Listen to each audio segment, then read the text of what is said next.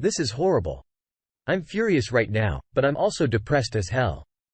I know what I have to do. It's just killing me that I have to do it. It's fresh and it hurts a lot. My wife didn't come home last night. She went out with a couple of girlfriends, which is pretty normal for her. She's normally back around 2 in the morning on these nights. So I waited up around 2:30. I called to check in. She answered and I could hear people in the background. She told me they went to a party, but were leaving in a couple of minutes. She wasn't home by 3. So I texted it was delivered but no reply around 4. I called again. It rang a couple of times before she sent me to voicemail. My wife finally came stumbling through the door at 6:48 this morning. I know the exact time because I was worried she was wearing a dress. She didn't leave the house in with mesh leggings. I've never seen either. The leggings had clearly been torn and her makeup was smudged. My heart sank when I saw her. My immediate worry was that she had been assaulted. She only shook her head. No. When I asked her that, I asked her what she had been doing. Then she only said that I knew what she had been doing, and that kind of confirmed what the voice in the back of my head had been screaming since she walked in. My wife cheated on me last night. I asked her who it was. She shrugged almost casually and said it was somebody they met at the club. She went back to his house and hooked up with him, then took an Uber home. She then said she didn't want to fight and just wanted to sleep. So that's what she did. She's still asleep now and didn't even take a shower before passing out. Suffice to say, our relationship is over. We don't have any kids and we rent, so it shouldn't be an extremely complicated process. I keep trying to reason myself out of it, pretending there might be something to salvage here. I've always maintained that cheating would be a red line for me though. I think I need to stick to that. Now, here's an update to the previous story. Me again, folks. I'm sorry, I didn't get around to this sooner. I couldn't get the day off work yesterday because my boss kind of sucks. I was a complete mess at work yesterday though. So I was allowed to take the rest of the week as vacation. Thankfully, I think I went through all the stages of grief while my soon-to-be ex was sleeping. I wasn't expecting my post to get any attention at all.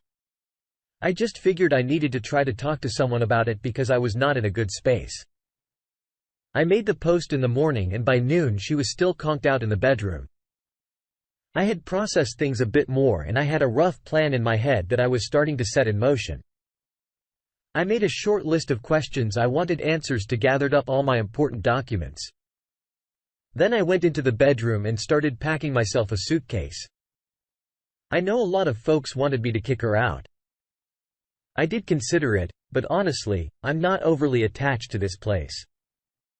We just rent and I'm in a lucky enough situation to be able to say that paying half the rent for a few months isn't going to financially end me. It'll sting a little bit. I won't lie, but I'll make it. And I feel like being around this place is only going to remind me of her anyway. I need to be looking forward, not back. She ended up waking up about halfway through me packing my suitcase. There was momentary confusion as she looked around the room. Then she just started bawling. Maybe this is awful of me, but I didn't bother comforting her. I told her I had the screenshots of her Uber and text messages from her phone, and that plus her confirmation was enough that things between us were completely done. She didn't answer me and just cried louder. I debated trying to continue the conversation, but I decided to just pack the rest of my suitcase and head back out to the living room until she came out.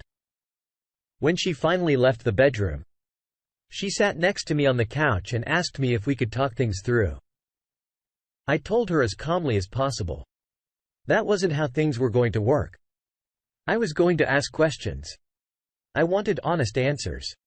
She told me she'd be honest. So I proceeded. My voice was shaking the entire time. It was taking me everything to hold it together. But I kept going. Was this the first time she had cheated? She started crying before she answered that, then told me no. She had cheated on me multiple times over the course of our relationship. It was, and I'm going to use her words exactly here, just sex, a way for me to let off steam. None of it ever meant anything. I wrote a comment shortly after making my post that all the love couldn't just fade away in one swoop. Well, it can. It hit me right then that I wasn't dealing with my wife.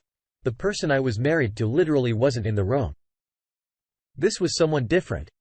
She refused to tell me exactly how many times she had cheated. Just more than last night. Had she used protection? No hesitation from her before she nodded her head emphatically. She seemed surprised I'd even asked that I'm still going to get tested just to be safe. I did some research into timing and I'm going to look after it. Were her friends also cheating on their spouses? Yes and no. I tried to get her to tell me which of her friends were cheating so I could get in contact with their spouses. She probably should have, because her refusal led to me messaging pretty much the romantic partner of every one of her girlfriends I could find on social media. There are a couple I don't know or couldn't find, but I did my part. Why did she do it? This was the answer that gutted me the most. I'm going to use her exact words again. I need to have sexual variety. I told her that it's not like our sex life is dull. She clarified it's not the same as something new. I didn't even have a response to that one. I had expected something about me working too much or not supporting her emotionally. No. She just had sex with other guys because she felt like it and wanted to have some fun. When I didn't respond, she started asking me about counseling and therapy. I reiterated that our relationship was over. I'd be leaving. What she did next disgusted me. My ex actually tried to have sex with me. She put her hands on me and started trying to take off my clothes. I felt like I wanted to vomit and pushed her away. After a couple of seconds, she just kept telling me that she would figure out a way to fix it, that we would work through it together. I told her that there was no way and she started bawling again. She went to the bathroom and locked herself inside. I was just sick of everything. At that point, I called her mother and told her what was going on. The full story too. The cheating, the questions I had asked and the fact I was leaving. I've always had a good relationship with my ex's parents. They both decided to drive to town, which is about an hour for them. Once I knew someone was on the way, I just grabbed my things and left her water. Works in the bathroom were just annoying me because it felt hollow to me. Especially given the answers to my questions. I ended up packing another bag before I left and took all the things that I could think of that I felt sentimental attachment to with me. I found a parking lot and sat in my car until I was able to get in contact with a buddy for a place to crash. I tried to take a nap, but I was running on way too much adrenaline. I knew when her parents had made it to the apartment because she started calling me when I didn't answer those.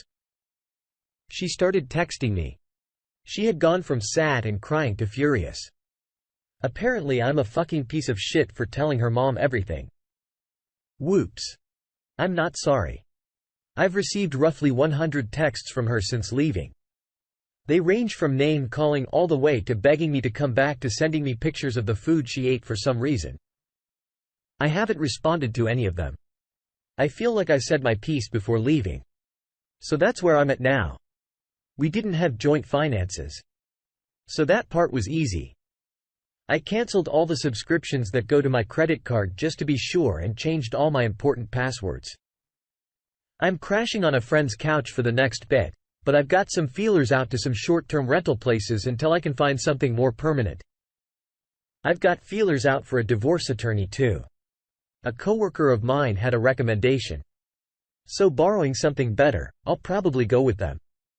I also wanted to say that I was shocked how supportive everyone was and thank you for that. Truly.